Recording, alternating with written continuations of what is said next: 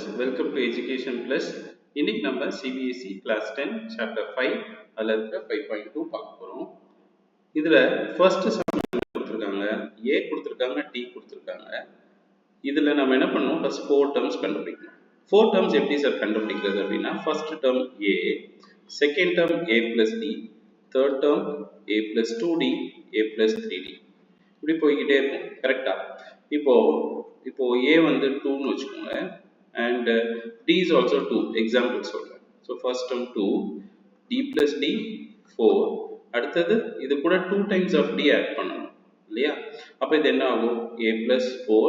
So 2 times னா 2 into 2 4, 4 plus 2 6. இந்த மாதிரி போய்கிட்டே இருக்கும். இப்போ நம்ம கொடுத்துருக்கிறதுல அதே மாதிரி நம்ம சப்ஸ்டியூட் பண்ணலாம். A plus D, A plus 2D, A plus 3D because 4 terms கேட்டிருக்காங்க. First term 10, next வந்து 10 plus 10, 10 plus 2 times 10 and 10 plus 3 times 10. நம்ம டைரக்டா A-யும் சப்ஸ்டியூட் பண்றோம், அவ்வளவுதான். So 10, 20, 2 10s are 20, 20 plus 10, 30, அடுத்தது 40 and so on. இதுதான் first subdivision ஓட ஆன்சர். செகண்ட் subdivision என்ன கொடுத்திருக்காங்க? A equal to minus 2 and D equal to 0 னு கொடுத்திருக்காங்க. அப்போ அதே மாதிரி பண்ணலாம். A plus D, A plus 2D and A plus 3D. A is minus 2 plus 0, so minus 2 plus 2 times D is 0, so 0 item 0. So minus 2 minus 2 minus 2 minus 2 ன்றதுதான் இந்த series. Okay, so third என்ன கொடுத்துருக்காங்கன்னா, third easy, third you try. Okay, நம்ம ஈஸியானது தான், அதனால நம்ம போட்டுருவீங்கன்னு நினைக்கிறேன். Fourth வந்து A வந்து -1, D 1/2. A வந்து -1, D வந்து 1/2. So 1/2 is nothing but 0.5. Okay, so A plus D, A plus 2D and A plus 3D. A வந்து -1 plus 1/2, -1 plus 2 into 1/2, -1 plus 3 into 1/2. So -1, 1ல half போயிடுச்சுன்னா minus half. So -1, 2 cancel ஆயிரும். So -1 plus 1 will become 0. அடுத்தது this is -1 plus 3/2.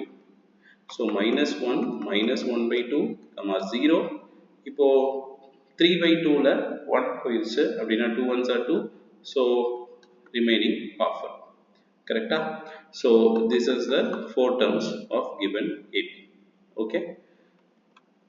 அடுத்து fourth sum வந்து -1.25 minus 0.25, -1.25 and minus 0.25.